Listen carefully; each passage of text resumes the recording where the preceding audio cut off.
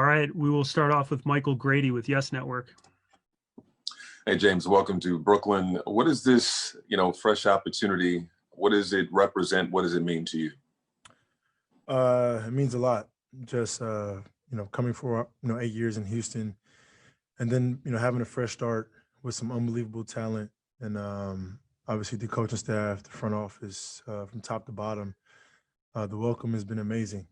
So it's a fresh start for me to go out there and ultimately have a chance to compete at a title. Bruce Beck, NBC New York. Hey, James, what's your message to Nets fans on what kind of player and what kind of teammate they're getting?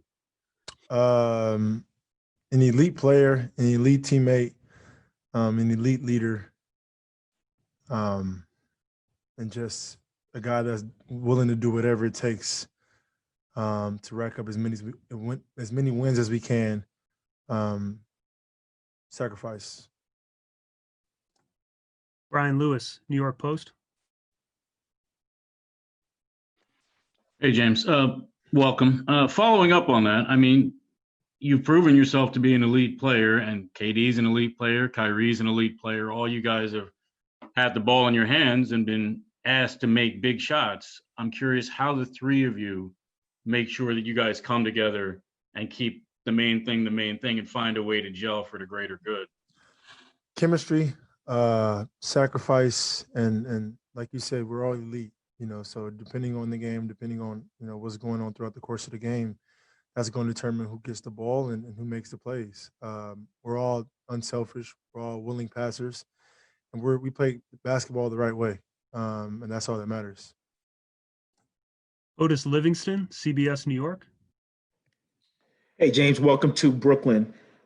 From your post-game comments after the Lakers lost to what your teammates were saying about you as far as being disrespectful, and also you being held out of practice until a trade was made, it got pretty ugly at the end of your tenure in Houston. Is there any part of you that regrets the way that it ended? I wasn't disrespectful to anyone. Those guys had just got there, Houston. I've been there for a very long time. I've been through all the ups and downs, with that organization, and I wasn't disrespectful towards anyone. I just made a comment, that the team as a whole wasn't good enough to compete for a title, and at the stage of my career, right where I am now, that's what I would love, and so I wasn't trying to be disrespectful to anybody, especially not to the organization. And like I said, just I'm excited to be here in Brooklyn, and excited for a new start. But do you regret the way it ended, though? I mean, it's a place that you loved and you had so many highlights. Yeah, I regret, because I'm not the type of guy to, I don't need the attention, especially the negative energy, the negative attention. Like, I've never been that guy.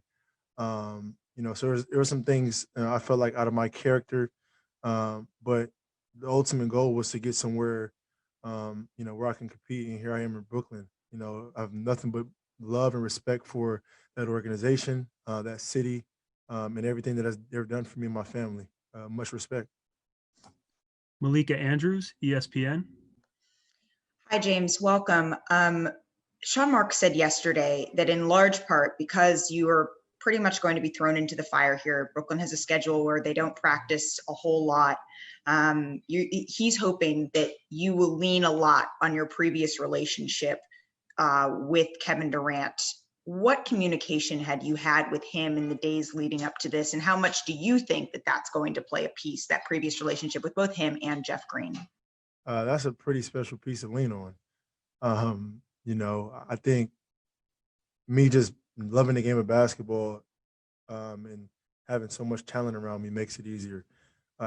Obviously having conversation with Steve and Mike and the entire coaching staff, and then even the players today, I'm more confident because the things that they do offensively and defensively are similar to what I've been used to in Houston. So just going out there and being me, and making the game easier for obviously Kevin and when Kai comes back, but our bigs, our shooters, and just being myself. And that's the most important thing. Greg Logan, Newsday. Hi, James. Welcome to Brooklyn. I'd just like to drill down a little bit on your thought process even before training camp, making the decision to ask for the trade from the Rockets to the Nets. How did you arrive at that? And was there conversation between you and KD and Kyrie when you guys worked out in Los Angeles prior to the season? You know, how far back does this go? As far as with Houston, just wanted to, after the bubble, after that loss, just wanted to reevaluate my career and the team and the direction that the organization was going.